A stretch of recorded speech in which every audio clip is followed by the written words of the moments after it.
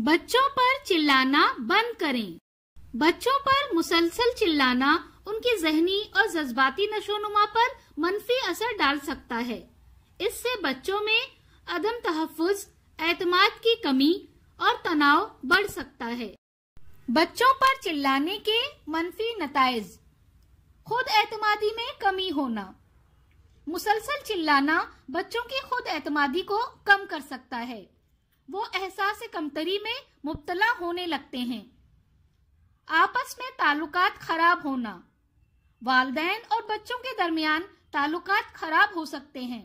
बच्चे अपने वालिदैन से अलग हो सकते हैं।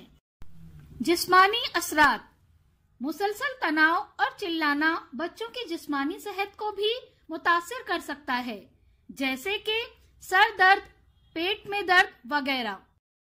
इससे बचाव के तरीके: पुरसुकून रहें और सब्र करें। जब भी आप गुस्से में हो, सबसे पहले अपने आप को पुरसुकून करें और सोचें कि आप सूरत हाल को किस तरह बेहतर तरीके से संभाल सकते हैं। मज़बत बातचीत: बच्चों से मज़बत और एहतराम के साथ बात करें। उन्हें बताएं कि उन्होंने क्या गलत किया और वो उसे कैसे दुरुस्त कर सकते हैं। वक्त निकालें: बच्चों के साथ वक्त गुजारें और उनके जज्बात को समझने की कोशिश करें।